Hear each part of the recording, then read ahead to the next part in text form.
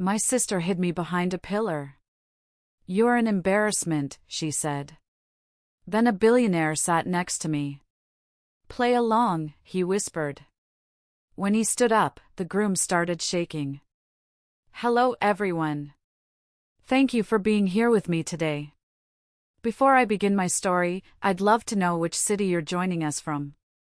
Please feel free to share in the comments. Now, let me take you into this story. I stood there, clutching my purse until my knuckles turned white, staring at the small, cream-colored card taped to the back of the chair. My name, Harper, was written in elegant calligraphy, but the location of the chair told a different story. It wasn't in the second row with the immediate family. It wasn't even in the fifth row with the cousins. My seat was in the very last row, row 20, shoved aggressively into the corner. But that wasn't the worst part.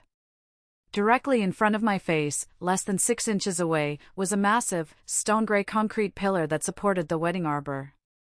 If I sat down, I wouldn't see the aisle. I wouldn't see the altar. I wouldn't see my sister, Candace, say her vows. I would be staring at cold, hard concrete for 45 minutes. I felt a familiar burn in my eyes, the sting of tears I had been holding back for 3 days. This wasn't a mistake. The wedding planner hadn't slipped up. This was a message. It was Candace telling me, loud and clear, exactly where I belonged in her perfect, shiny life, out of sight, out of mind, and utterly invisible. I turned to leave. I couldn't do this. I couldn't sit there and let my own family humiliate me like this. But just as I pivoted on my heel, a hand reached out and grabbed my wrist. Don't go, a deep voice said. That's exactly what they want you to do. I looked down. Sitting in the chair next to mine, also partially blocked by the pillar, was a man I had never seen before. He was wearing a charcoal suit that looked like it cost more than my car, and his eyes were a piercing shade of gray. He looked furious, but not at me. Sit down, he whispered, a conspiratorial glint entering his eyes. Just follow my lead. Pretend you're with me. Trust me, the look on the groom's face when he sees us is going to be worth $1 million. I froze. My heart hammered against my ribs. I didn't know who this man was, but looking at the empty chair behind the pillar, and then looking at the guests filling in the front rows who were already whispering about me, I made a choice. But to understand why I sat down, to understand why I let a complete stranger take my hand at my sister's wedding, I have to take you back to the beginning. Back to the moment the invitation arrived and the nightmare began. It arrived on a Tuesday, sandwiched between a credit card offer and a utility bill. The envelope was heavy, expensive linen paper. Inside, the gold-embossed letters announced the marriage of Candace Miller to Preston Bennett. My little sister. The golden child. The one my mother, Lorraine, had spent her entire life grooming for this exact moment. I called her immediately. Candace, I got the invite. It's beautiful. Oh, good, she said, her voice distracted. I could hear the click of her nails on a keyboard. Listen, Harper, I'm glad you called. Mom and I were talking, and we need to go over some ground rules for the wedding. Ground rules. My stomach dropped. What do you mean? Well, you know how expensive the venue is. It's the Sapphire Lake Resort. Very exclusive. Preston's colleagues from the pharmaceutical company are going to be there, and they are very high-level people. We just want to make sure everything fits the aesthetic. Okay, I said slowly. I have a nice dress. It's navy blue. No, she cut me off. Navy is too dark. It clashes with the spring theme. And honestly, Harper, nothing off the rack. Please. I don't want you looking like you just came from that bakery of yours. Mom said she'd send you a color palette. And about the hotel. She paused, and the silence stretched thin. What about the hotel? I asked. The resort is fully booked, she lied. I knew it was a lie because the website showed vacancies just yesterday. And honestly, the room rates are probably out of your budget. You know, with your salary and everything. So, we didn't reserve a room for you in the main block. But there's a motel about 20 minutes down the highway. It's clean. Mom checked the reviews. I work as a head pastry chef. I'm not rich, but I pay my bills. I have savings. I'm not destitute. But to them, because I didn't marry a corporate manager or become a lawyer, I was practically homeless. Candace, I can afford a room at the resort, I said, trying to keep my voice steady. Don't be difficult, Harper, my mother's voice suddenly chimed in. She was on speakerphone. I should have known. We're trying to save you embarrassment. You don't want to be the poor relation stretching her credit limit just to keep up. The motel is fine. It's just for 2 nights. Right, I whispered. Just 2 nights. I hung up and stared at my small, cozy apartment. It smelled like vanilla and yeast, the sense of my life. I was proud of who I was. I was proud of the wedding cakes I created that brought joy to hundreds of couples. But one phone call from them, and I felt like a failure. Fast forward 3 months. I drove my 10-year-old sedan up the winding driveway of the Sapphire Lake Resort. It was breathtaking. Manicured lawns, fountains, a crystal-clear lake reflecting the mountains. Valets in white jackets were parking Porsches and Mercedes. I pulled up to the front to drop off my gift, a set of hand-thrown ceramic bowls I had made myself over the course of 6 weekends. I knew Candace liked minimalist decor, and I had poured so much love into them. The valet looked at my car with a sneer. Checking in, ma'am? No, I said, my face burning. Just dropping off a gift. I'm staying elsewhere. I drove 20 minutes back down the highway to the motel. It was a concrete block building with a flickering neon sign. The room smelled like stale cigarettes and lemon cleaner. The carpet was sticky. I sat on the edge of the sagging mattress, my beautiful dress hanging on the shower rod because the closet had no door, and I cried. I cried for the relationship I didn't have. I cried because I was 32 years old and still letting them make me feel small. But I wiped my face. I was Harper. I was tough. I would go to this wedding, I would smile, and I would be the supportive sister. I had no idea that by the time the sun set on this day, my life would be completely unrecognizable. And before I continue with my story, I just want to say a huge thank you to everyone listening right now. I see you in the comments, Sarah from Ohio, Linda from Texas, thank you for being here. Let me know where you're listening from today. The morning of the wedding, I woke up with a crick in my neck from the motel's lumpy pillows. I spent an hour steaming my dress in the tiny bathroom, letting the hot water run until the mirror fogged up. It wasn't the navy dress Candace had rejected. I had gone out and bought a new one, a soft sage green silk that cost me 2 weeks' salary. It draped beautifully, highlighting my waist and matching the color of my eyes. For the first time in months, I looked in the mirror and felt pretty. I drove back to the resort, parking in the overflow lot far from the entrance to avoid the judgmental looks of the valets. I walked the half-mile to the main lodge in my heels, carrying the heavy box with the ceramic bowls. I navigated the corridors until I found the bridal suite. Laughter drifted through the double doors. I took a deep breath, fixed a smile on my face, and knocked. Come in, a voice trilled. I pushed the door open. The room was chaos, in the best way. Champagne bottles on ice, hairspray filling the air, flowers everywhere. Candace sat in the center chair, wearing a silk robe that probably cost more than my rent. She looked stunning, I couldn't deny that. Her hair was piled high in intricate curls, her makeup flawless. Surrounding her were her 5 bridesmaids, college friends and cousins from my father's side who I barely knew.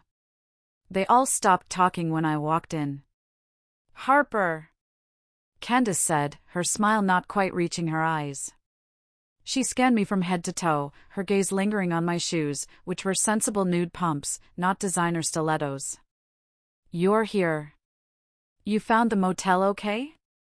"Yes, it was fine," I lied. "You look beautiful, Candace." "Obviously," she said with a laugh, turning back to the mirror. "Did you bring the gift?" "You didn't have to bring it up here, you know. The gift table is downstairs." "I wanted to give it to you personally," I said, stepping forward with the box. "I made them. It took me 6 weeks. They're fired with that matte glaze you like." One of the bridesmaids, a blonde woman named Jessica who I knew came from old money, giggled. "You made them? Like, in a class?" "I have a studio," I said, feeling defensive. "I'm a potter as well as a pastry chef." "Oh, right. The hobbies," my mother's voice cut through the room. Lorraine emerged from the bathroom, looking sharp and terrifying in a champagne-colored gown. She didn't hug me. She didn't even say hello. She just walked over, took the box from my hands, and set it on the floor, partially under a table covered in makeup bags. "That's sweet, Harper. We'll look at it later. We're very busy right now." She dismissed my 6 weeks of labor like it was a macaroni necklace made by a toddler. "I thought maybe I could help," I offered, feeling like an intruder. "Does anyone need steam? Or snacks? I brought some of those lemon lavender cookies you like, Candace." Candace wrinkled her nose. "God, no. I can't eat carbs today. I need to fit into my dress. And the planner has everything handled, Harper. Honestly, there's not much for you to do." "Actually," Jessica said, looking at me with faux concern. "Can you maybe stand over there? By the door? The photographer is about to come in for the getting ready shots, and your dress is a little different from our color scheme. The green is a bit muddy next to our pastel pink. It might throw off the lighting." I felt the blood drain from my face. Muddy. My beautiful silk dress. I looked at my mother, waiting for her to defend me. Waiting for her to say, "Don't be ridiculous, Jessica, that's her sister." Instead, Lorraine fussed with Candace's veil. "She's right, Harper. Just step out for a bit. Go find your seat. The ceremony starts in 45 minutes anyway. You don't want to be late." "But I'm family," I whispered. "I'm the maid of honor's sister. I'm the bride's sister." "We know who you are, dear," Lorraine said, finally looking at me with that pitying, condescending expression I hated so much. "But this is Candace's moment. Let's not make it about you." The room went silent. The bridesmaids exchanged looks. They were embarrassed for me. I gripped my purse strap. "Okay. I'll go find my seat." I backed out of the room, my heart breaking in my chest. As the door clicked shut, I heard laughter erupt again inside. They weren't laughing at a joke. They were laughing at the relief of me leaving. I walked down the hall, my heels clicking on the marble, trying to blink away the tears before they ruined my mascara. I told myself it would be better at the ceremony. I told myself that once I sat down with the family, I would feel included. I told myself that seeing Preston and his family would remind everyone that I was part of this clan. I was so naive. I had no idea that the bridal suite was just the appetizer. The main course of humiliation was waiting for me in the garden, behind row 20. The ceremony was held in the sunken garden, a breathtaking space surrounded by blooming hydrangeas and weeping willows. White chairs were arranged in perfect arcs facing a flower-covered gazebo. A string quartet was already playing something classical and expensive. I smoothed my dress and walked toward the usher. He asked for my name. "Harper Miller," I said. "Bride's sister." He checked his clipboard, running his finger down the list. He frowned. He checked again. Then he flipped to the second page. Then the third. "Ah, here we are," he said, his professional smile faltering slightly. "Right this way, Ms. Miller." I expected him to lead me to the front left, where the bride's family usually sits. I prepared myself to wave at my aunts and uncles. But we walked past the first row. Past the second. Past the 10th. We kept walking until we reached the very back of the seating area. The grass was a little patchier here, near the service entrance. The usher pointed to a chair at the end of the last row. "Here you are," he said, and practically ran away. I stared at the chair. And then I stared at the obstacle in front of it. A concrete pillar. A structural support for the terrace above us. It was 3 feet wide. My chair was positioned directly behind it. If I sat down, my view would be entirely gray concrete. I looked around, hoping it was a mistake. Maybe I could move the chair? But the chairs were zip-tied together to keep the rows straight. I checked the name card on the seat. Harper Miller. It was deliberate. It had to be. I looked at the guests filling the other seats. I saw cousins I hadn't seen in years sitting in row 5 with a perfect view. I saw Preston's college frat brothers in row 8. I saw neighbors from down the street in row 12. Everyone had a view except me. A lump formed in my throat, hot and choking. I felt small. I felt like I was 5 years old again, watching Candace blow out the candles on my birthday cake because she cried that she didn't have one. I sat down, just to see. Sure enough, gray wall. I couldn't see the altar. I couldn't see the aisle.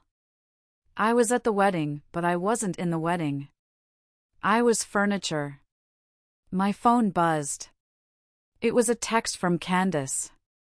"Thanks for being understanding about the seating. We had to squeeze so many of Preston's VPs in.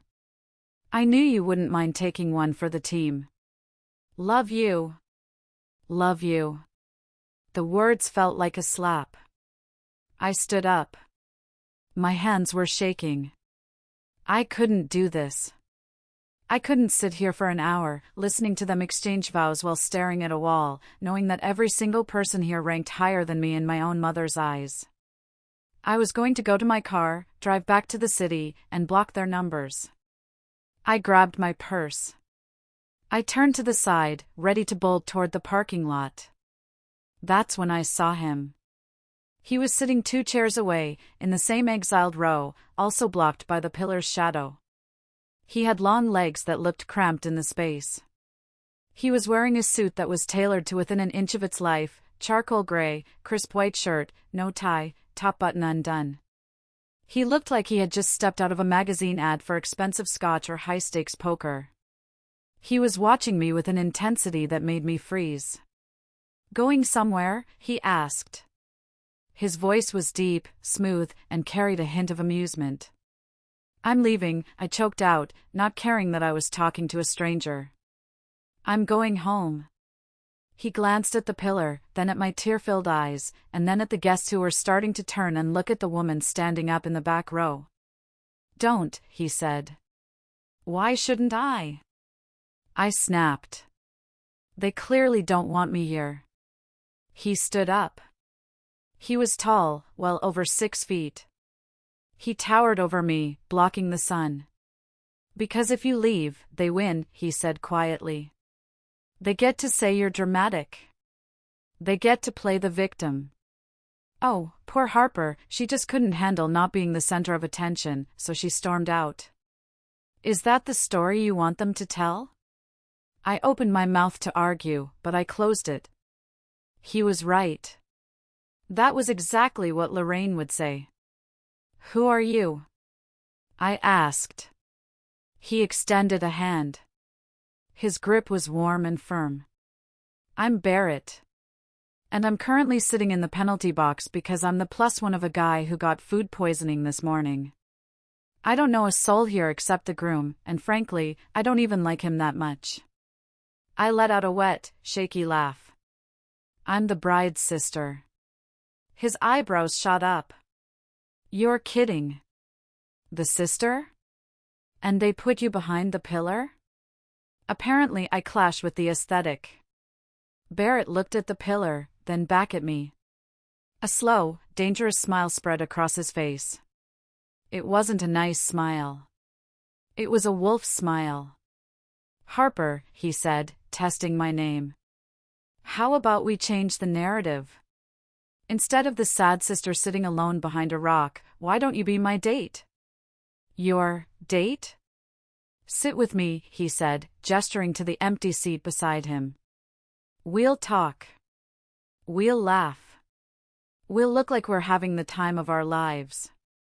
And when the reception starts, we aren't going to sit at the kiddie table. We're going to make them wonder who the hell I am and why the bride's sister is with me. He leaned in closer, his voice dropping to a whisper that sent shivers down my spine. Play along. Trust me. The groom is going to lose his mind when he sees me. I looked at Barrett's outstretched hand. It was a lifeline. I could sink, or I could grab on. I took his hand.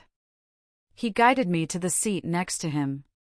It was still a terrible seat, we were both staring at the edge of the concrete pillar, but suddenly, the view didn't matter as much. So, Barrett whispered as the music swelled and the procession began. Tell me about yourself. And don't tell me what you do for a living yet. Tell me what makes you happy. It was such a strange question to ask at a wedding. Usually, people ask, how do you know the couple, or what do you do? I bake, I whispered back, keeping my eyes on the sliver of the aisle I could see. I create things. I take flour and sugar and butter and turn them into art. I run a small pastry studio in the city. The Gilded Crumb. I've heard of it, Barrett said, and I looked at him in surprise. My assistant brought croissants from there once. They were transcendent. The almond ones? Those take 3 days to make, I said, a spark of pride warming my chest. Laminating the dough is a process. Patience, Barrett noted. Precision. I like that. We spent the entire ceremony whispering. I missed my sister walking down the aisle. I missed the vows. I missed the exchange of rings.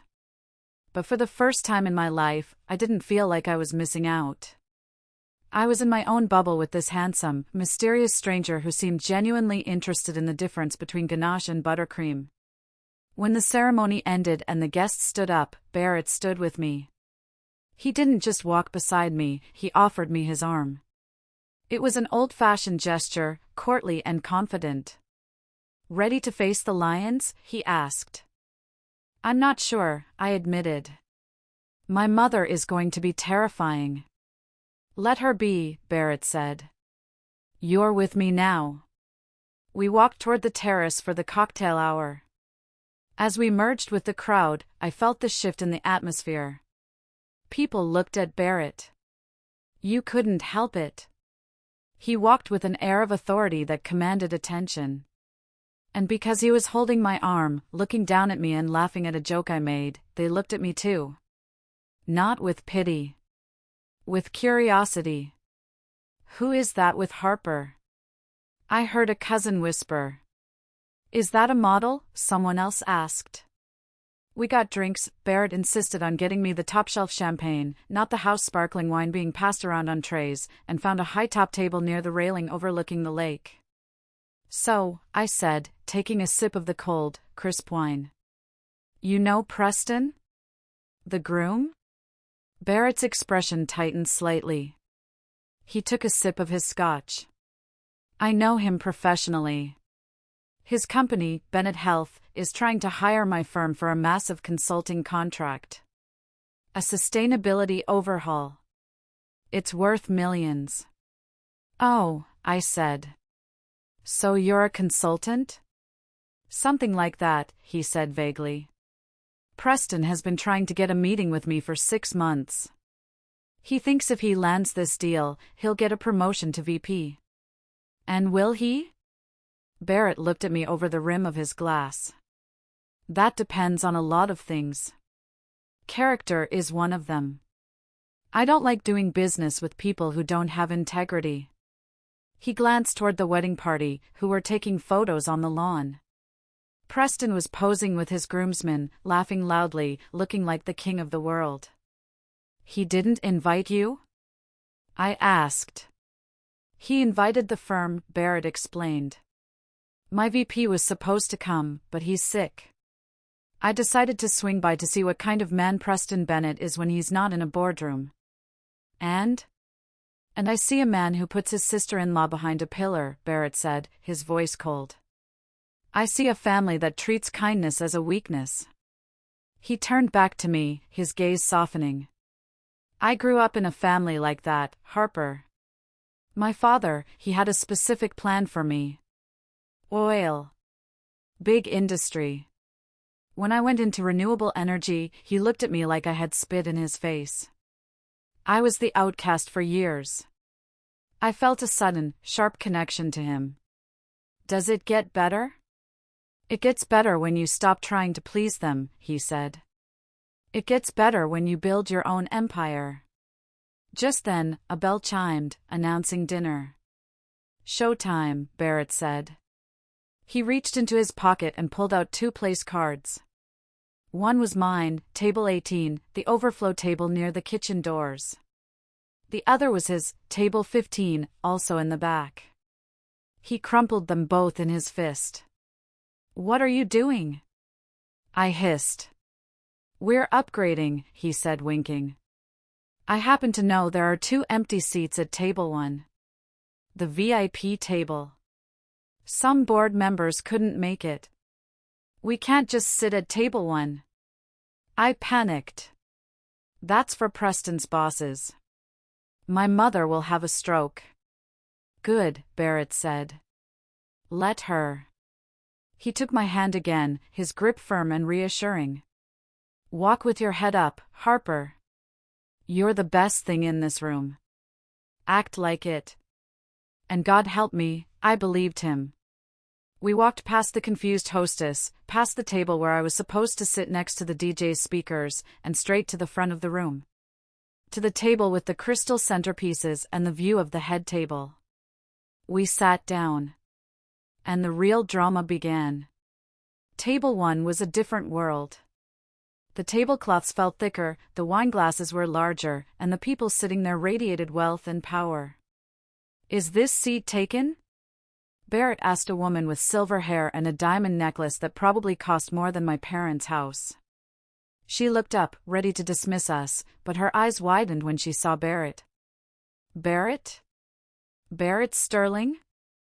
Vivian, Barrett said smoothly, leaning down to kiss her cheek. I didn't know you were coming. I wouldn't miss it, she said, looking delighted. Preston has been talking about this wedding for months. And who is this? This is Harper, Barrett said, placing a protective hand on the small of my back. My date. And the bride's sister. Vivian's eyebrows shot up. The sister? And you're sitting with us? How lovely. Usually family sits at the family table. We wanted a little privacy, Barrett lied effortlessly. And I wanted to introduce Harper to you. She's a culinary artist. The Gilded Crumb? I know you have a sweet tooth, Vivian. I smiled, trying to keep my hands from shaking. Vivian. I realized with a jolt that this was Vivian Cross, the chairwoman of the board for Bennett Health. Preston's boss's boss. The woman he was terrified of. A pleasure, I managed to say. We settled in. The servers poured wine. I caught Barrett's eye, and he gave me a subtle wink. I felt a rush of adrenaline. We were crashing the VIP experience at my own sister's wedding. Then, the double doors opened. The DJ announced Mr. and Mrs. Preston Bennett. Candace and Preston danced into upbeat music. Candace looked radiant, basking in the applause. Preston looked smug.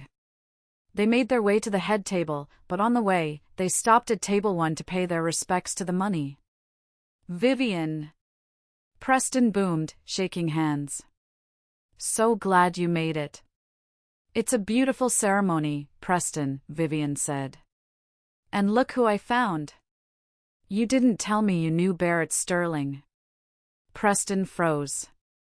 He looked at Barrett, sitting there casually sipping his Pinot Noir. The color drained from Preston's face. He looked like he was seeing a ghost. Mr. Sterling? Preston stammered. I didn't know. I thought Mr. Henderson was coming.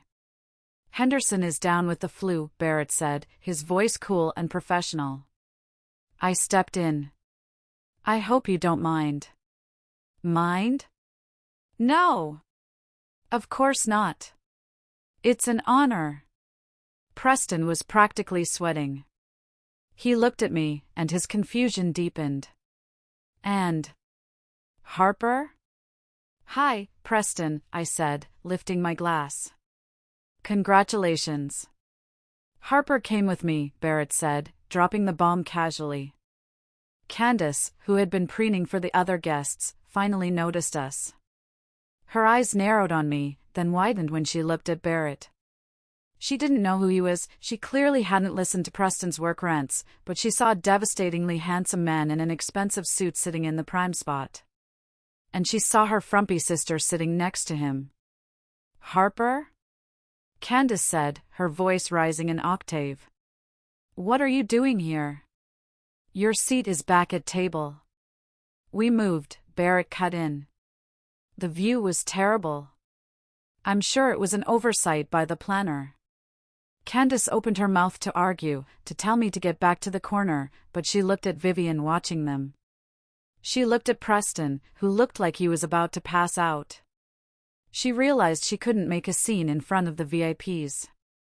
A mask slid over her face. A fake, sweet smile. Of course, she said. She turned her attention to Barrett, practically leaning over the table, ignoring her husband. I don't think we've been introduced properly. I'm Candace. The bride. She extended her hand, wrist limp, eyes batting. It was a move I had seen her do 1,000 times. She was flirting. At her own wedding. With my date. Barrett, he said, shaking her hand briefly and letting go. Congratulations on the wedding. You have a lovely sister. He turned his head and looked at me with such warmth that I almost blushed. Candace's smile faltered. She wasn't used to being ignored. She wasn't used to someone choosing me over her. Oh, Harper, Candace laughed, a tinkling, cruel sound. Yes, she's unique. We're so surprised she made it. She's usually so busy with her little baking projects. It's not a project, Candace, I said, finding my voice. It's a business. Right, she waved a hand dismissively. Anyway, Mr. Sterling, you simply must save a dance for the bride later. My dance card is pretty full, Barrett said, glancing at me. But we'll see. Preston grabbed Candace's elbow. We need to sit down, honey. Dinner is starting. They walked away, but Candace looked back over her shoulder twice. Not at her husband. At Barrett. I let out a breath I didn't know I was holding. She hates that you're sitting with me. Good, Barrett said, picking up his fork. Let her hate it. Now, try the crab cake. I want your professional opinion. We made it through the salad course in peace. I was actually enjoying myself. Vivian was fascinating. She asked me about sourcing local ingredients, and when I talked about my connections with local dairy farmers, she listened intently. I felt respected. I felt seen. But peace in my family is always just the calm before the storm. I saw her coming from across the room. Lorraine. My mother was moving through the tables like a shark in chiffon. She had spotted us. I saw the moment she realized where I was sitting. Her lips pursed into a thin line of disapproval so tight they almost disappeared. She arrived at our table just as the entrees were being served. "Harper," she said, her voice dripping with forced sweetness but her eyes hard as flint. "There you are. We were worried." "Hi, Mom," I said, putting down my fork. "You know," she said, lowering her voice to a stage whisper that the entire table could hear. "This table is reserved for Preston's executive guests. There must have been a mix-up. Your Aunt Linda is sitting back at table 18 all alone. She was expecting you. She was trying to shame me into moving. She wanted me back in the corner, back in the shadows." "We invited Harper to join us," Vivian spoke up. "She's delightful, Lorraine. You must be very proud of her talent." Lorraine looked at Vivian, then at me, and gave a short, derisive laugh. "Proud? Oh, well, we love Harper, of course. But talent is a strong word. She's always been a bit of a dreamer. We're just glad she's finding ways to occupy her time." I felt the familiar shame curling in my stomach. Occupy my time. As if my 60-hour work weeks were a hobby. Barrett shifted in his seat. I felt his body tense up next to me. "Actually," Lorraine continued, turning her attention to Barrett, clearly trying to warn him away from damaged goods. "You must be very patient. Harper can be a handful. She's been going through a difficult time lately. Financially, emotionally, well, you know. We try to support her, but she refuses to get a real job." It was a lie. A vicious, calculated lie designed to humiliate me in front of these successful people. She was painting me as unstable and destitute. I opened my mouth to defend myself, to scream that I paid my own bills, that I was successful, but my throat closed up. Then Barrett spoke.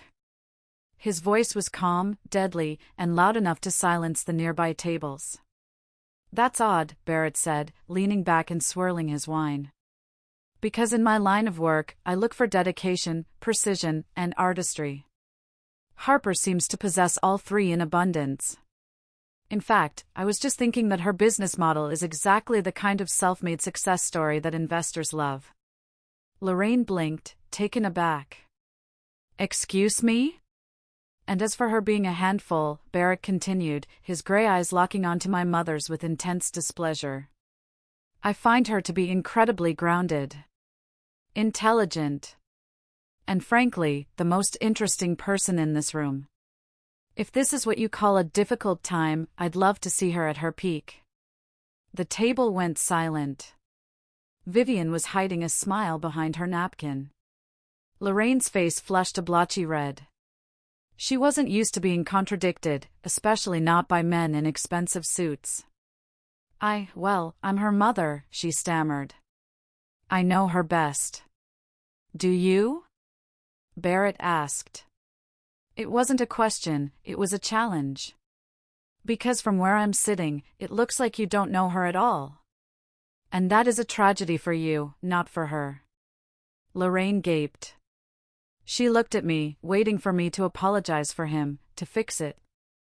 I looked at my mother. Really looked at her. And for the first time, she looked small. "Go back to your seat, Mom," I said quietly. "The speeches are starting." Lorraine turned on her heel and fled.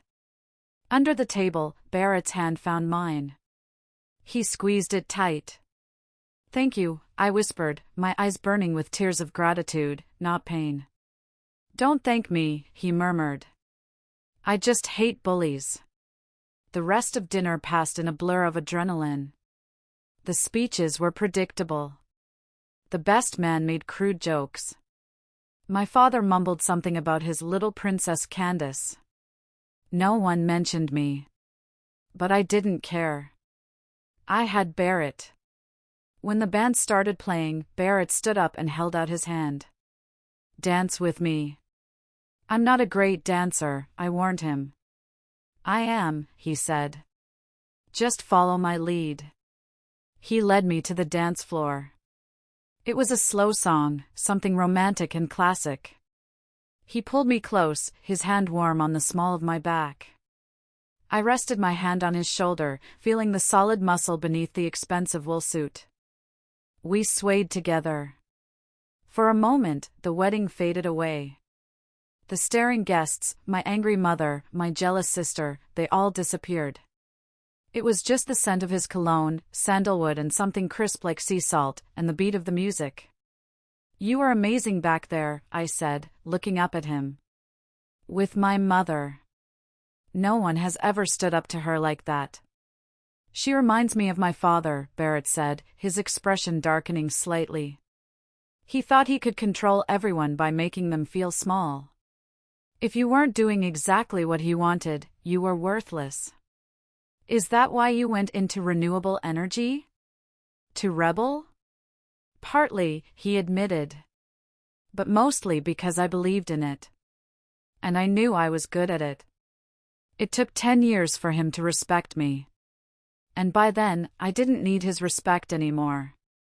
He looked down at me, his gaze searching my face. "That's where you are, Harper. You're standing on the edge. You just need to jump." "I'm scared," I whispered. "They're my family." "Family is who acts like family," Barrett said firmly. "Blood is just biology. What they did to you today, that's not love.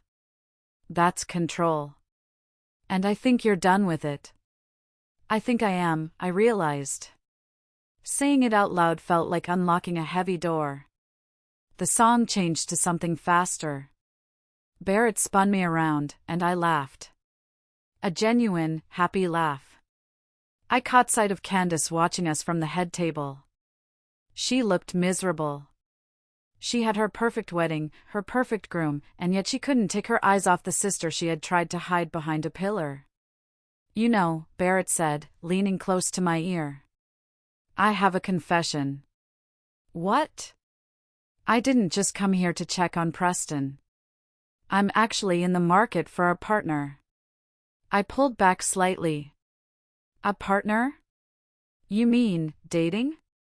He laughed. "No.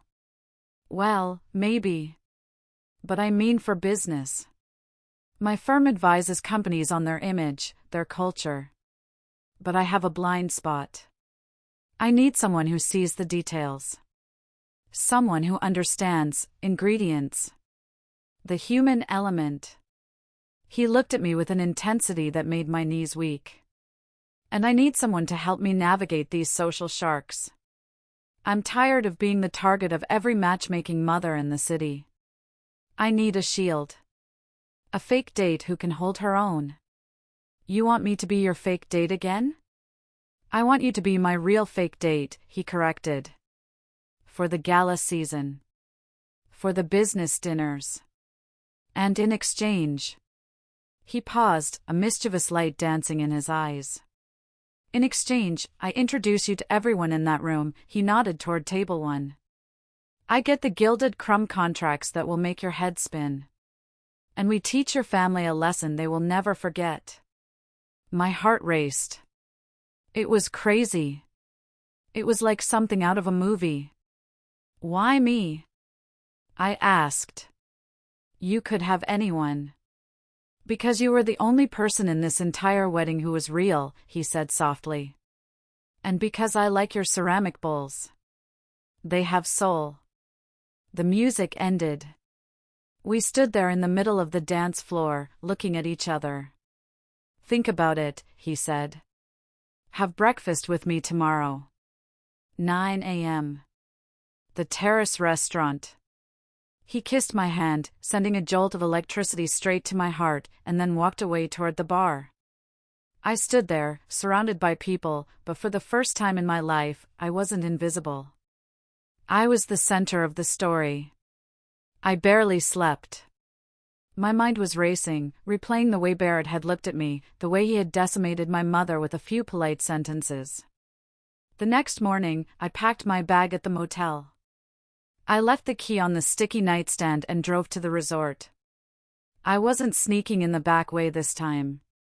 I valet parked my car. I walked through the front doors with my head high. Barrett was waiting for me at a table overlooking the lake. He was wearing casual clothes, jeans and a navy sweater, but he still looked like the most expensive thing in the room. "You came," he smiled as I approached. "I'm curious," I admitted, sitting down. He ordered coffee for us. Once the waiter left, he leaned forward, his demeanor shifting from charming date to sharp businessman. "Here's the situation," Barrett said.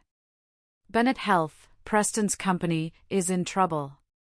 They have a PR crisis brewing regarding their environmental impact.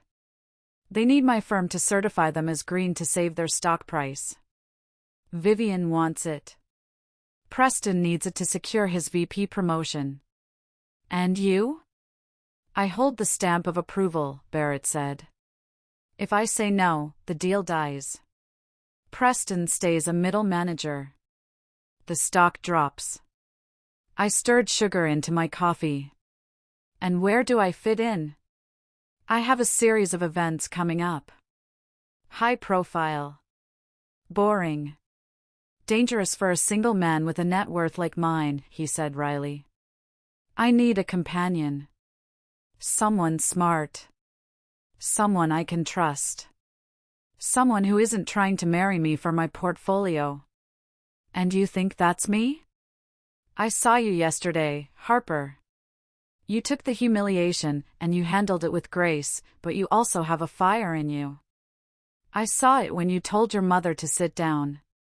I need that fire."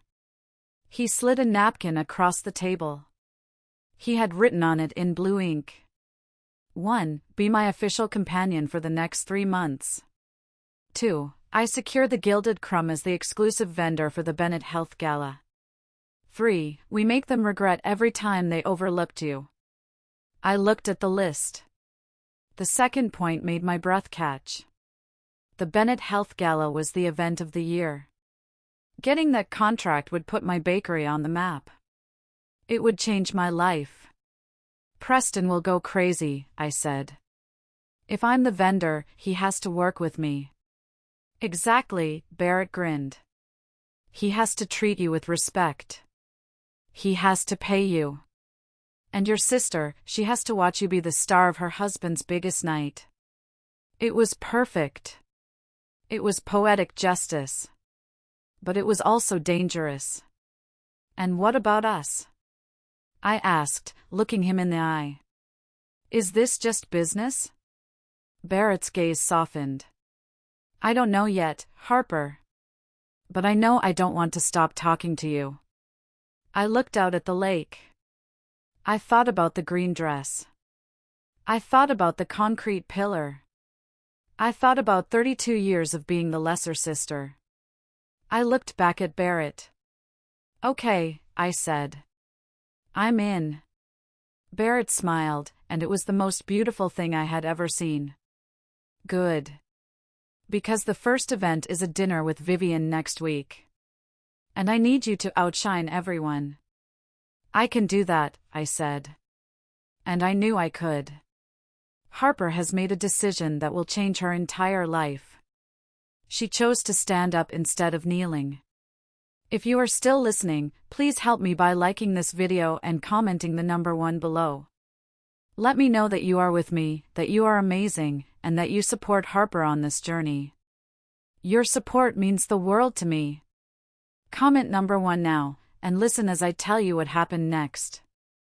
The 6 weeks following that breakfast on the terrace were a blur, but not the kind of blur where you forget things.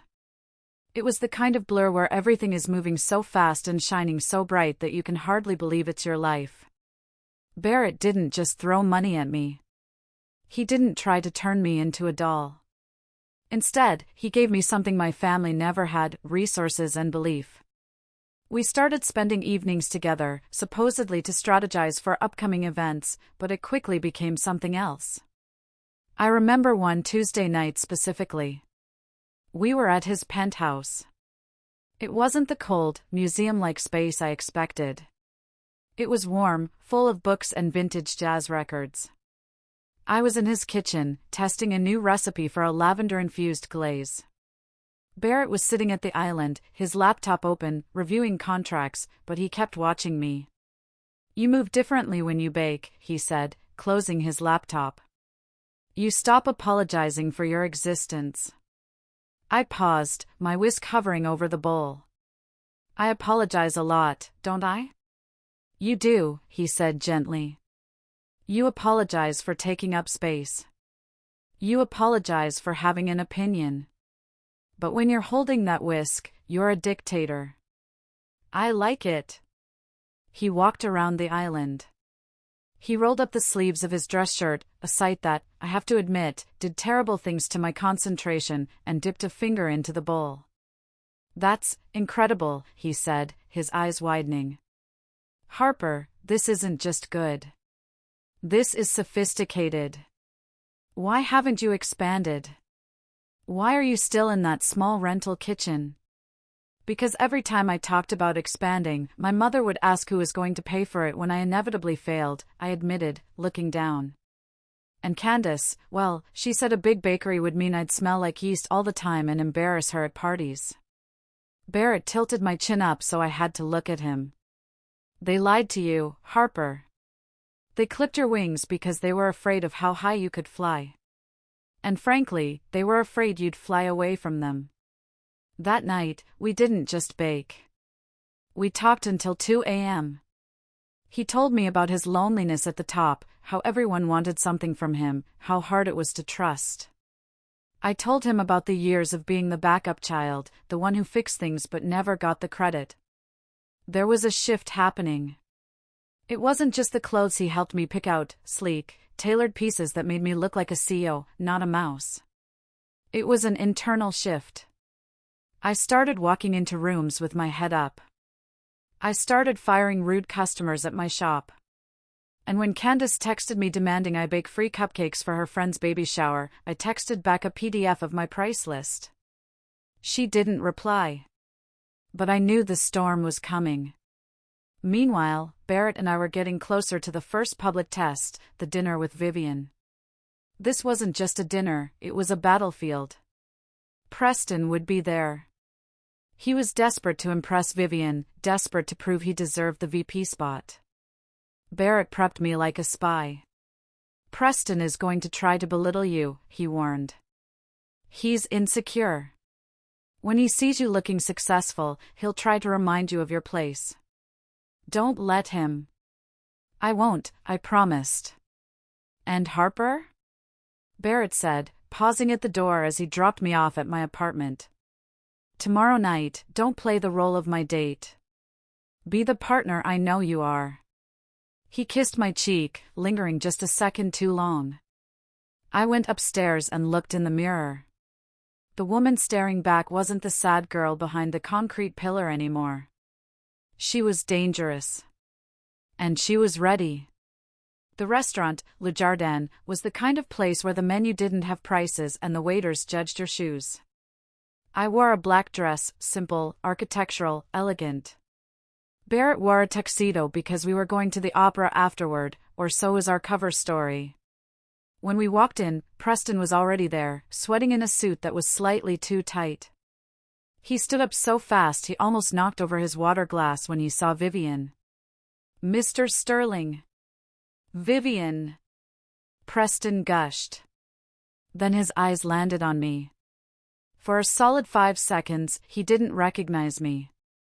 He looked at the woman on Barrett's arm, hairstyled in a sleek bob, wearing diamond studs, a gift from Barrett, standing tall, and assumed I was some high society debutante. Then realization dawned. His jaw literally dropped. Harper? Hello, Preston, I said coolly, sliding into the seat Barrett held for me. You look flustered. You. He looked at Barrett, then back at me. I didn't know you owned a dress like that. There's a lot you don't know about me, I smiled. Vivian was delighted. Harper, darling. I've been thinking about our conversation regarding local sourcing all week. I actually spoke to my chef about those dairy farmers you mentioned. Preston looked like he had swallowed a lemon. He couldn't handle that his boss was treating his failure of a sister-in-law like an equal. Throughout the appetizers, Preston tried to dominate the conversation. He kept using buzzwords, talking about synergy and Q3 projections, trying to sound important. Barrett listened politely, but I could see the boredom in his eyes.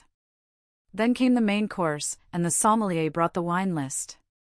Preston snatched it up. "Allow me," Preston said pompously. "I know a thing or two about wine. We'll take the 98 Cabernet. It's the most expensive, so it must be the best." The sommelier hesitated. "Sir, with the sea base the lady ordered, a heavy Cabernet might overpower the delicate." "Nonsense," Preston waved him off. "Bring the bottle." Vivian looked uncomfortable. Barrett looked amused. "Actually," I spoke up. My voice was calm but firm. "If I may? The sea base has a citrus beurre blanc sauce. A heavy red will make the fish taste metallic. A Sancerre or a dry Riesling would cut through the richness of the butter without burying the flavor of the herbs." I looked at the sommelier. "Do you have the Domaine Vacheron?" The sommelier beamed at me like I was his savior. "An excellent choice, madam. Perfect pairing." Preston turned bright red. "Since when do you know about wine, Harper? You drink boxed wine at Christmas." The table went silent. It was a crude, petty attack.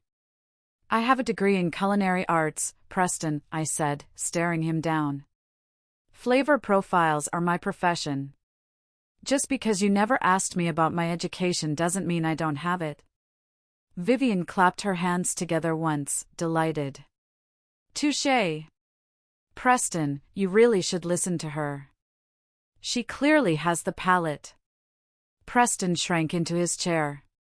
He had tried to humiliate me, and instead, he had highlighted his own ignorance. Later, over dessert, a deconstructed lemon tart that was visually messy, Vivian sighed. "This tastes fine, but the presentation is so dated.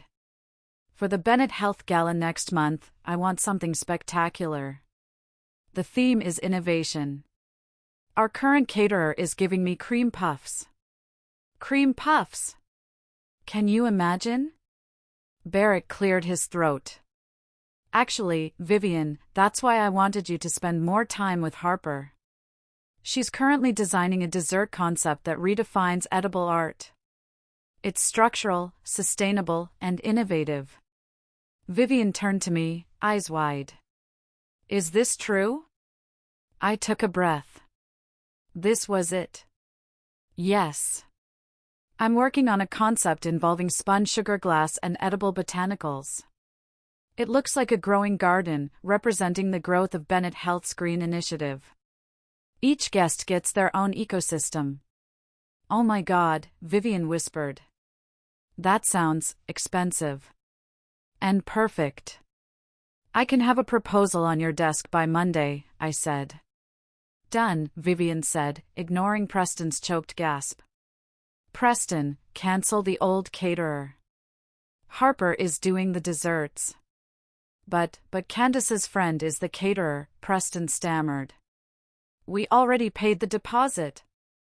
"Eat the cost," Vivian snapped. "I want innovation. Harper, you're hired." I looked at Preston. He looked sick. He knew he had to go home and tell his wife that not only had I humiliated him at dinner, but I had also stolen her friend's gig and was going to be the star of his big night. Under the table, Barrett squeezed my knee. We had won round one. The fallout was immediate and nuclear. The next morning, I woke up to 37 missed calls. 12 from Candace. 20 from my mother. 5 from random aunts. I made a cup of coffee, took a deep breath, and called Candace back. I put it on speaker. "You snake!" Candace screamed before I could even say hello. "You manipulative, jealous little snake." "Good morning to you too, Candace," I said calmly. "How dare you!" she shrieked. "Preston came home last night and he was a wreck. He said you embarrassed him in front of Vivian. And you stole the catering contract? Jessica needed that gig, Harper. She's my best friend. Jessica makes dry cupcakes, Candace, I said. Vivian wanted innovation. I offered it. It's business. Business? You think this is business? Her voice dropped to a venomous hiss. We know what this is. You're sleeping with Barrett Sterling. That's the only reason he's dragging you around. You're Pretty Woman ing him, aren't you? Selling yourself for a few dresses and a catering contract. The accusation stung, but not as much as it would have 2 months ago. Think what you want, I said. But I'm doing the gala. And you're going to have to watch me. We'll see about that, she spat. Mom is devastated, by the way. She's calling everyone. Do you know what Aunt Linda thinks of you now? We told her everything. We told her you're having a mental breakdown and acting out sexually because you're jealous of my marriage. I hung up. My hands were shaking, but not from fear. From rage. By noon, the rumors were swirling. My cousin texted me asking if I needed a loan for rehab. My uncle posted a cryptic status on Facebook about ungrateful children who lose their way. They were launching a full-scale smear campaign. I went to Barrett's office for lunch. I was trying to hold it together, but when he saw my face, he closed the door and pulled me into a hug. They're telling everyone I'm a prostitute, I whispered into his chest. They're saying I seduced you to get back at them. Barrett pulled back, his gray eyes furious. Let them talk. Rumors are the weapon of the weak, Harper. They are terrified. They see you rising, and the only way they can understand it is to drag you down to their level. It hurts, I admitted. My own family. I know, he said, smoothing my hair. But listen to me. We are going to answer them. Not with words. Not with Facebook posts. We are going to answer them with success. When you walk into that gala, and you unveil your work, and Vivian hands you a check for $50,000 publicly, their rumors will turn into dust. 50,000? I choked. That's the contract rate Vivian approved this morning, he smiled. You're in the big leagues now, Harper. Don't let the spectators distract you from the game. He was right. I went back to my bakery, the Gilded Crumb, and threw myself into the work. I ordered the finest chocolates from Belgium. I practiced the sugar spinning until my fingers were burned and blistered. But Candace and Lorraine weren't done. They realized that shaming me wasn't working. So they decided to escalate. 3 days before the gala, I was in the bakery late at night. My assistant had gone home. I was finishing the chocolate tempering for the base of the desserts. The bell above the door chimed. I looked up, expecting a late customer. It was my mother. And she wasn't alone. She had brought Candace. And they didn't look like they were here to buy cookies. Lorraine was holding her oversized handbag like a weapon, and Candace had a look of manic desperation in her eyes. We need to talk, Lorraine said, locking the door behind her. Now. The air in the bakery, usually warm and smelling of sugar, suddenly felt freezing. The shop is closed, I said, wiping my hands on my apron. I moved to stand behind the heavy oak counter, instinctively putting a barrier between us. You are going to withdraw from the gala, Lorraine stated, marching forward. It wasn't a request. It was a command. You are going to call Vivian right now, tell her you're sick, incompetent, or whatever excuse you want, and give the contract back to Jessica. No, I said simply. Do you have any idea what you're doing to Preston? Candace shouted, stepping out from behind our mother. He's stressed out of his mind. He thinks Barrett is going to fire his company because of you. If Preston is good at his job, he has nothing to worry about, I said. If he's worried, maybe that says more about him. You ungrateful little brat. Lorraine slammed her hand on the counter. After everything we did for you. We let you open this little hobby shop. We supported you. You told everyone I was unemployed. I yelled back, the dam finally breaking. You put me behind a concrete pillar at the wedding. You treat me like dirt. Because you act like dirt. Candace screamed. She looked around wildly, her eyes landing on a tray of finished tempered chocolate spheres, the bases for the gala desserts. They had taken me 12 hours to perfect. You think you're so special? Candace grabbed the tray. Candace, don't, I warned, my voice dropping. Oops, she sneered. And she flipped the tray. 50 delicate chocolate spheres crashed onto the floor, shattering into 1,000 expensive, wasted shards. I stared at the mess.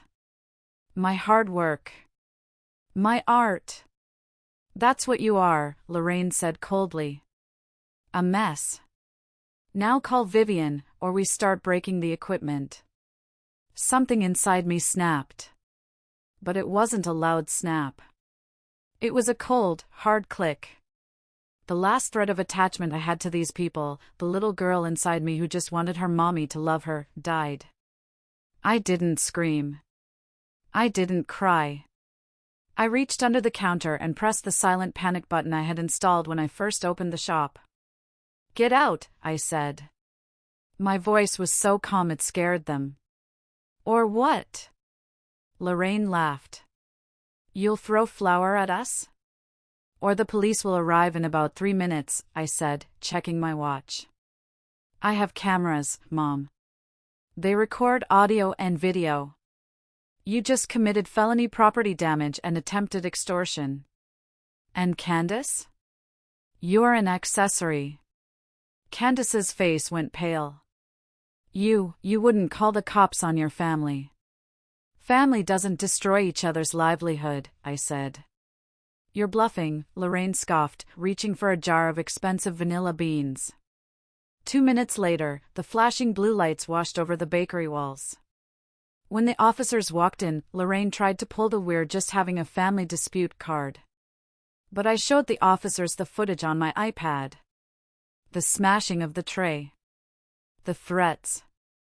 Do you want to press charges, ma'am? The officer asked me, looking at the shattered chocolate.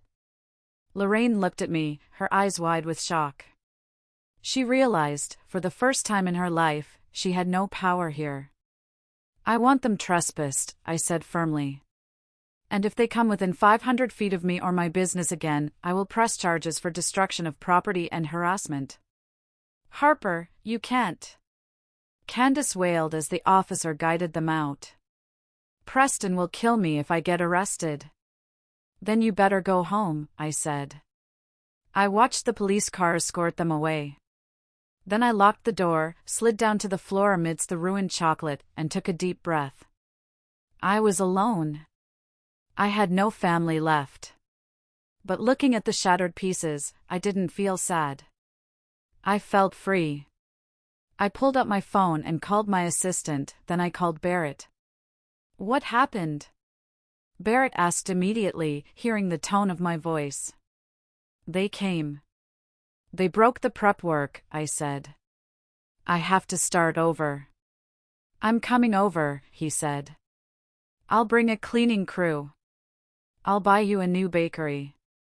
No, I stopped him. I don't need a new bakery. I need coffee. A lot of it.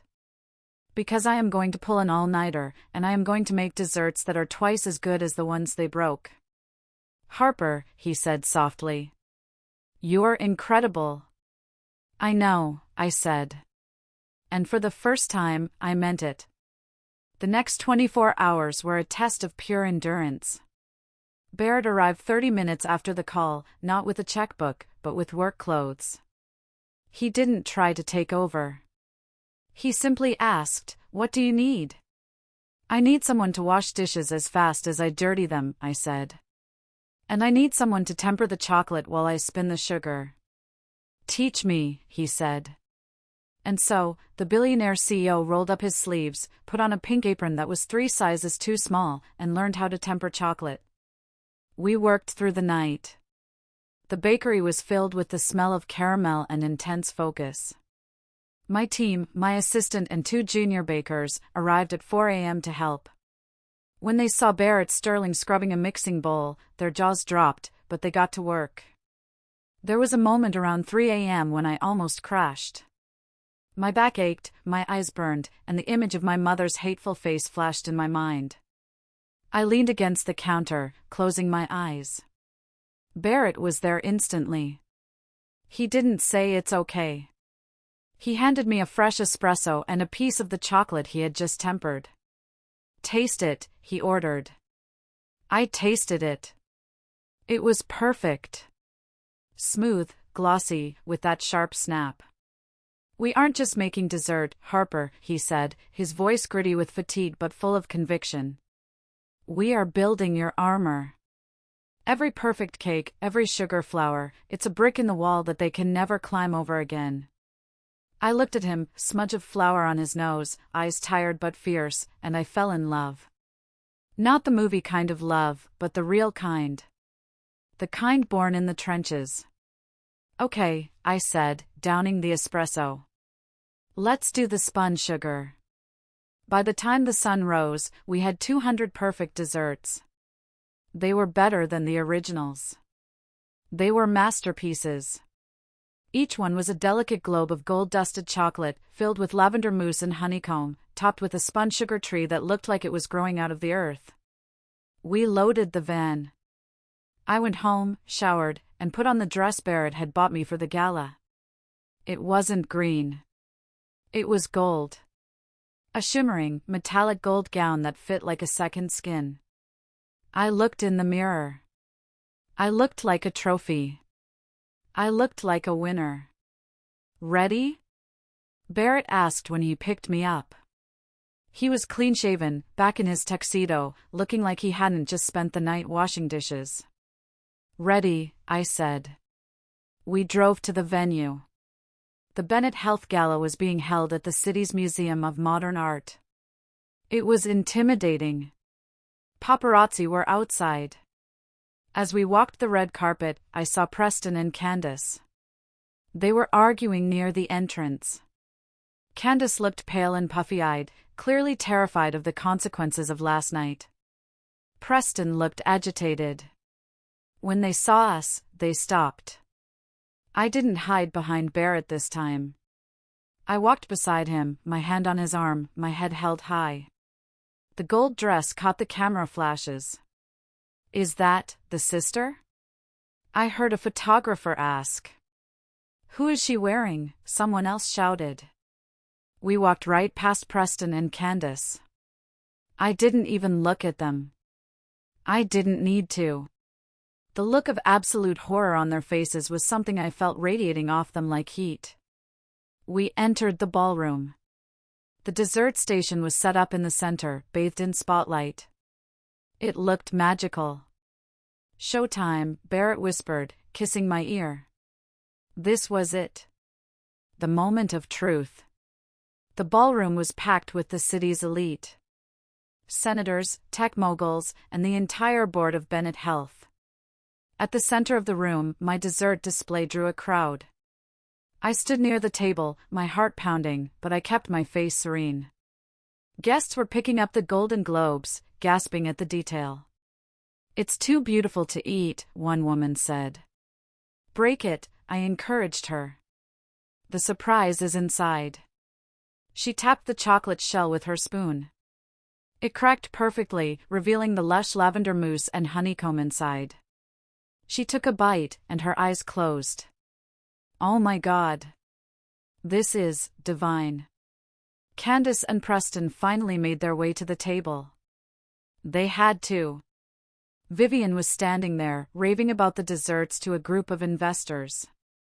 "Candace! Preston!" Vivian waved them over. "Have you tried Harper's creation? It's the highlight of the evening." "Honestly, Preston, hiring your sister-in-law was the smartest thing you've done all quarter." Preston forced a smile that looked like a grimace. Yes, Harper is very talented. Candace looked at the desserts. I could see her trying to find a flaw. She picked up a spoon, took a tiny bite, and curled her lip. It's a bit sweet, isn't it? She said loudly enough for the group to hear. And the lavender? It tastes like soap. I guess it's an acquired taste. The circle of people went quiet. It was a desperate, clumsy attempt to sabotage me publicly. Before I could respond, a man standing next to Vivian spoke up. It was the food critic for the city's biggest newspaper. I recognized him immediately. Actually, the critic said, looking at Candace with disdain. The balance of floral and earth notes is masterful. It requires a sophisticated palate to appreciate the subtlety. Perhaps you're used to box mix? Some of the guests snickered. Candace turned beet red. She had tried to play the snob and had been outsnobbed. I just meant. She stammered. It's delicious, Harper, Vivian said firmly, turning her back on Candace. Now, everyone, please take your seats. The presentation is about to begin. The lights dimmed. I moved to the table where Barrett was sitting. It was the head table, of course. Preston had to sit 3 seats away from us, sweating through his shirt. Vivian took the stage. She spoke about the future of Bennett Health, about sustainability, about integrity. And now, she said, I'd like to invite our strategic partner, the man who is going to guide us into this green future, Mr. Barrett Sterling, to say a few words. Barrett stood up. He buttoned his jacket and walked to the podium. He didn't look at the audience. He looked directly at Preston. I knew what was coming. We had discussed it. I had told him, do what you have to do. Don't spare them for me. Barrett adjusted the microphone. Thank you, Vivian, he began. His voice was deep, commanding the room. When my firm considers taking on a client, we look at the numbers, yes. But we also look at the culture. We look at how the leadership treats the people who have no power. Because how you treat the little people tells me how you will treat the environment, the shareholders, and the public. Preston loosened his tie. He looked like he was having a heart attack.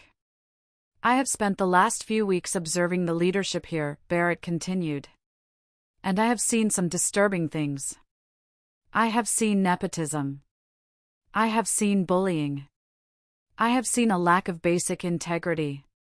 A murmur went through the room. Vivian frowned, looking at Barrett, then at Preston. So, Barrett said, I have a condition. My firm will sign the contract with Bennett Health tonight. But only if there is a restructuring of the management team regarding this project. He paused for effect. We require a liaison who understands ethics. And unfortunately, the current project lead does not meet our standards. He didn't say Preston's name. He didn't have to. Everyone in the room knew Preston was the project lead. The silence in the ballroom was deafening. You could hear a pin drop. Hundreds of eyes turned to Preston Bennett. Preston stood up, his chair scraping loudly against the floor. Now see here, he sputtered, his face a mask of panic and rage. You can't, this is personal. This is because of her. He pointed a shaking finger at me. Barrett didn't flinch. He leaned into the microphone. It is personal, Mr. Bennett. Business is always personal. It's about trust. And I don't trust a man who misappropriates company funds to pay for his wife's lifestyle while claiming budget cuts for essential safety measures. Gasps erupted across the room.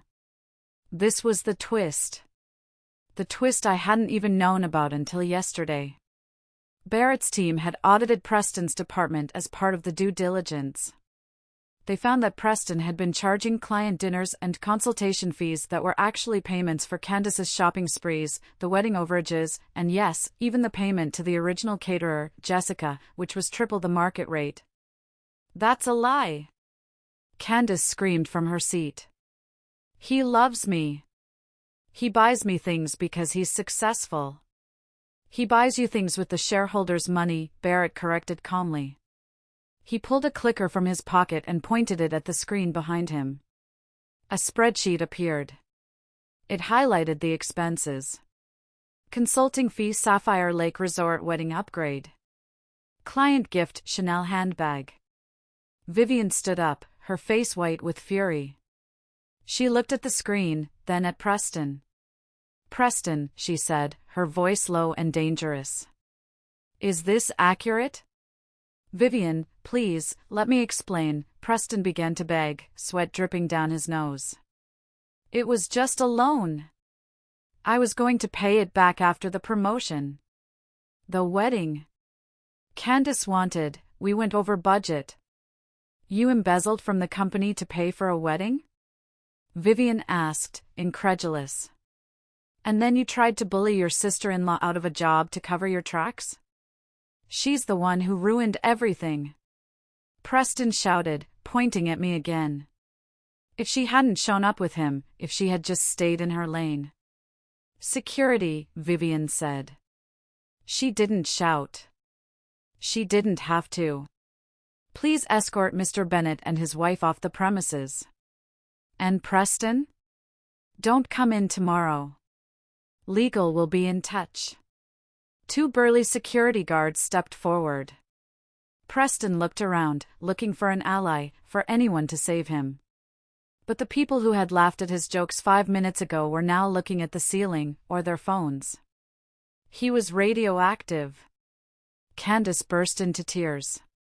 Ugly, loud, wailing tears. But the cake! We haven't even cut the cake yet. This is humiliating. Mom! Do something. Lorraine, who had managed to snag an invite as a +1 to a cousin, was sitting at a back table. She shrank down in her seat, pretending she didn't know them. She wasn't going to go down with the ship. As the guards led Preston and Candace out, Candace kicking and screaming about her reputation, Barrett stepped down from the podium. He walked over to my table. The room was still buzzing with shock, but Barrett only had eyes for me. Was that satisfactory? He whispered. It was, I breathed, feeling a weight lift off my chest that I hadn't realized I was carrying for 30 years. It really was. Vivian walked over to us. She looked tired, but she smiled at me. Harper, she said.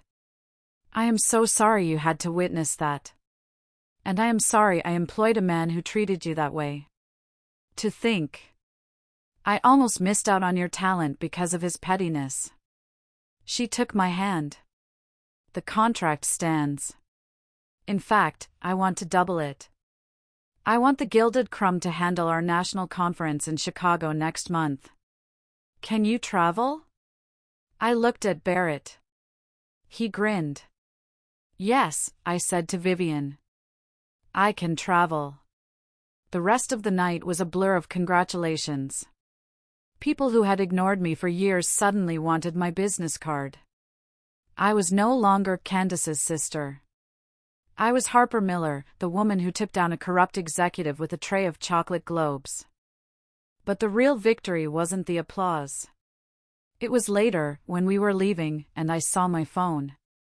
A text from my mother. Harper, call me. We need to fix this. Preston is in trouble. We need money for a lawyer. You owe us. I showed it to Barrett. Do you owe them? He asked. I looked at the message. I looked at the delete button. No, I said. I don't. And I blocked the number. You would think that after being publicly fired and humiliated, they would leave me alone. You would be wrong. Toxic families don't stop, they just change tactics.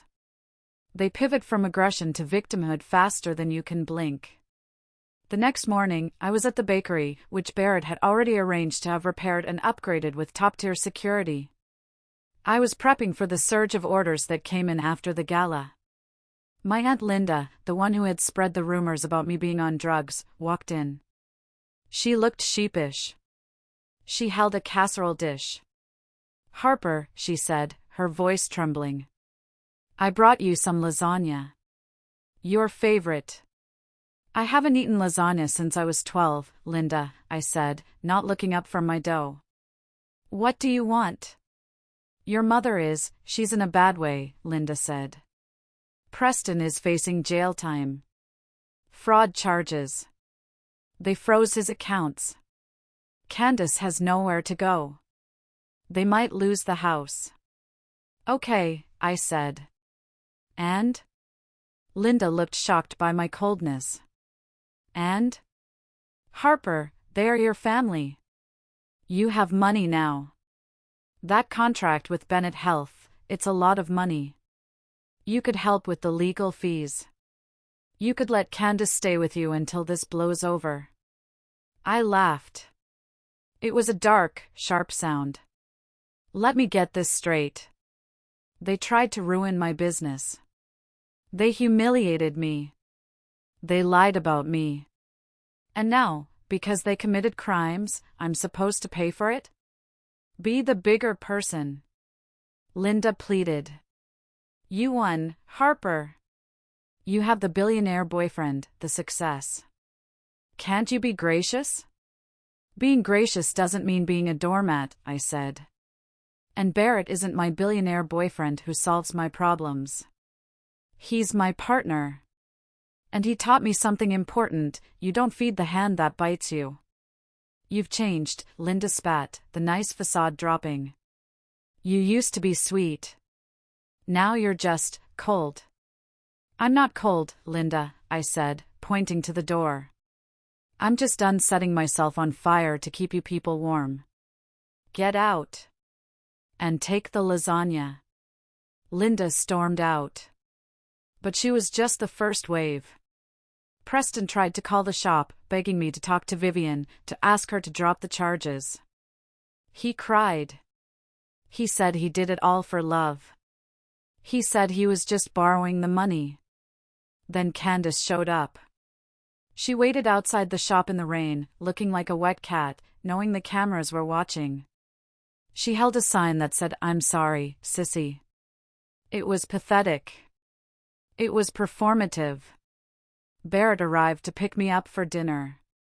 He saw Candace shivering outside. Do you want me to have her removed? He asked. I looked at my sister. The golden child. Now reduced to begging on a sidewalk because her husband's stolen money had run out. No, I said. Let her stand there. Let her see that I'm not coming out to save her. We walked past her to his car. Candace screamed my name. Harper! Please! I'm pregnant. You can't do this to your niece or nephew. I froze. Pregnant?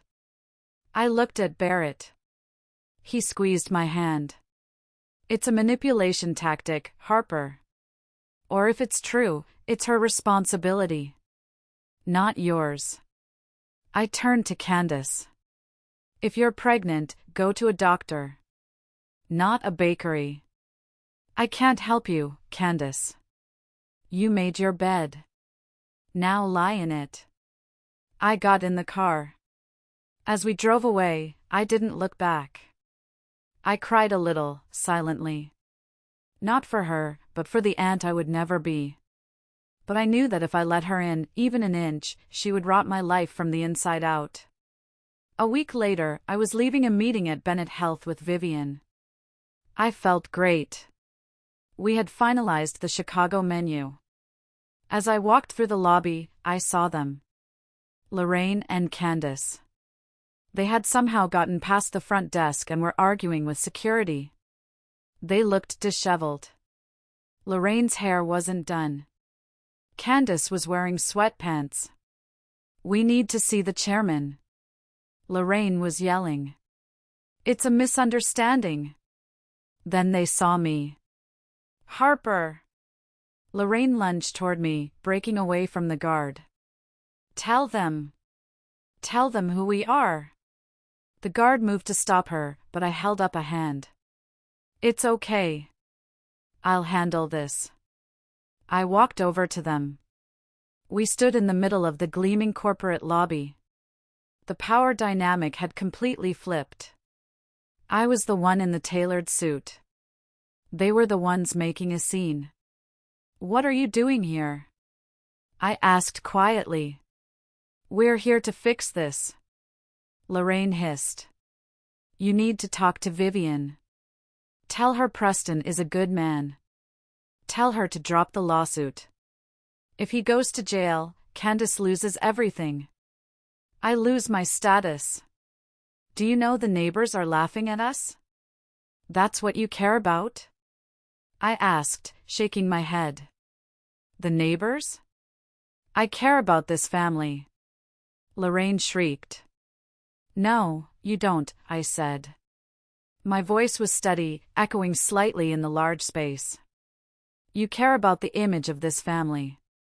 You cared about Candace's wedding looking perfect, so you hid me behind a pillar. You cared about Preston's job, so you tried to destroy my business. You never cared about me." "That's not true," Candace sobbed. "We love you." "You love using me," I corrected. "You loved having a scapegoat. Someone to make you feel superior." "Well, I'm resigning from that position." I reached into my purse and pulled out a crumpled piece of paper. It was the check they had sent me years ago, a pitiable amount for my birthday, to help with rent. I had never cashed it. "I don't want your money. I don't want your approval. And I certainly don't want your drama," I said, ripping the check in half and letting the pieces fall to the floor. "Harper, please," Lorraine's voice cracked. She looked old suddenly. "I'm your mother. You only get one mother. And you only get one daughter who is willing to love you despite your flaws," I said. "But you broke her. You broke her when you chose a pillar over her dignity." I stepped closer, looking them both in the eye. "Preston is going to jail. You, Candace, are going to have to get a job. Maybe wait tables. Maybe retail. You'll realize how hard it is to earn $1. And Mom? You're going to be alone. Because without your perfect family image, you have nothing." "You're cruel," Candace whispered. "I'm just a mirror," I said. "I'm reflecting exactly what you gave me. Goodbye, Mom. Goodbye, Candace." I turned around. "Harper!" Lorraine screamed. "If you walk away, don't come back. You are dead to us." I didn't stop. I walked toward the revolving doors where Barrett was waiting in the car. I walked out of the building and into the sunlight. Dead to us. The words should have hurt. But they didn't. They felt like a baptism. I was dead to them. Which meant I was finally alive for myself. I got into the car. Barrett looked at me. "You okay?" "Yeah," I said, buckling my seatbelt. "I'm done." "Good," he smiled, putting the car in gear. "Because we have a plane to catch. Chicago is waiting." 6 months later. The sun is streaming through the windows of my new studio. It's not just a bakery anymore. It's the Gilded Crumb Atelier. We have a storefront, a classroom where I teach sugar artistry, and a contract to supply desserts for 3 major hotel chains. I'm wearing a flour-dusted apron, but underneath it, I'm wearing a ring. Barrett proposed last week. Not at a fancy gala. Not in front of cameras. We were at home, on a Sunday morning, making pancakes. He looked at me, messy hair and pajamas, and said, "I want to wake up like this for the rest of my life." We aren't rushing a wedding. And when we do have one, there won't be any pillars. Everyone will have a front row seat. As for the family, Preston took a plea deal. He's serving 2 years for embezzlement. Candace had to sell the house and the cars. She moved back in with Lorraine. I heard through the grapevine that she's working as a receptionist at a dental office. She hates it. Lorraine is miserable because her social circle cut her off. Nobody wants to associate with the mother of a convict and a fraud. They tried to reach out a few times. Letters. Unknown numbers. But I held the line. I have a new family now. Barrett. My team at the bakery. Vivian, who has become a mentor to me. I walked over to the counter where a batch of ceramic bowls was waiting to be filled with mousse. I picked one up, the same design as the ones I brought to the wedding. The ones Candace hid under the table. Now, people pay $50 a plate to eat out of these bowls. Barrett walked in, carrying 2 coffees. He kissed the top of my head. Ready to go? He asked. The architect is waiting to show us the space for the second location. Almost, I said. I looked at the camera, at you, the listeners. I spent 30 years thinking I was the problem, I said. I thought if I just tried harder, baked better, smiled more, they would love me. But you can't make people love you if they don't love themselves. Sometimes, the bravest thing you can do is walk away. Sometimes, you have to be your own hero. I took Barrett's hand. And sometimes, I smiled, the best revenge is just living a life so beautiful, they can't even look at it without squinting. Let's go, I said to Barrett. We walked out of the shop, flipping the sign to open. And that is my story. Thank you so much for listening to Harper's journey. It wasn't easy, but she made it. If you enjoyed this story, if you felt that justice was served, please hit that like button and share this with a friend who needs a reminder of their own worth. I'll see you in the next story. Stay strong, everyone. Sometimes, life has a way of testing us, not to break us, but to show us the strength we never knew we had. Harper's journey reminds us that self-worth is not determined by the opinions of others, even those closest to us. It's about recognizing your own value, standing firm in your truth, and refusing to let anyone dim your light. True strength lies in walking away from toxicity, no matter how deeply rooted it may be, and choosing to build a life that honors your dreams and your dignity. This story also teaches us the power of resilience. Harper didn't just survive the cruelty of her family, she thrived in spite of it. She turned pain into purpose, rejection into resolve, and humiliation into triumph. Her courage to confront adversity and rise above it is a testament to the fact that we are not defined by the obstacles we face, but by how we choose to overcome them. So, what about you? Have you ever had to take a stand for yourself or walk away from something that no longer served you? Share your thoughts below, or simply comment good if this story inspired you to embrace your own strength and worth. Your voice matters.